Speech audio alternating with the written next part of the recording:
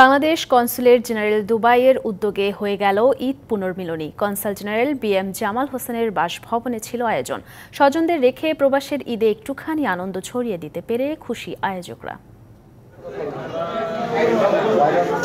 ঈদের আনন্দ ভাগাভাগি করে নিতে দুবাইয়ে বাংলাদেশ হাউসে ঈদ পুনর্মিলনীর আয়োজন। এতে অংশ নিয়ে আনন্দে মেতে ওঠেন প্রবাসী বাংলাদেশিরা।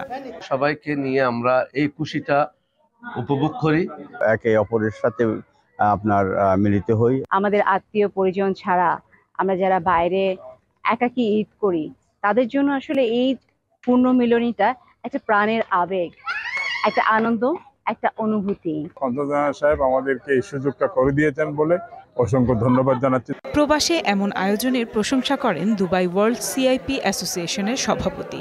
ওয়ালটন ফ্রিজ কিনে অনেকের মতো আপনিও হয়ে যেতে পারেন মিলেনিয়াল।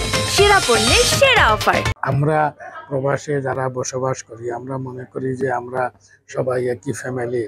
এখানে আমরা সবাই কিন্তু দল মত নির্বিশেষে প্রবাসী বাংলাদেশি হিসাবে আমরা সবাই বসবাস করতে চাই। এটা আনন্দ। আমি সকাল থেকে 3টা পর্যন্ত এখানে ছিলাম। অনুষ্ঠানে সবাইকে স্বাগত জানান consul general BM Jamal Hossain. বলেন, বাংলাদেশের উন্নয়ন ও অগ্রগতির প্রধান ধাপ রেমিটেন্স। এখানে বিপুল সংখ্যক প্রবাসী বসবাস করেন যারা পরিবার পরিজন ছাড়া থাকেন। তা সুতরাং ঈদের সময় তাদের মধ্যে একটা কষ্ট থাকে।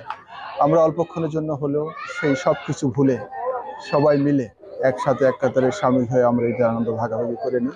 প্রবাসীদের অংশগ্রহণে মিলন মেলায় পরিণত হয় গোটা আয়োজন।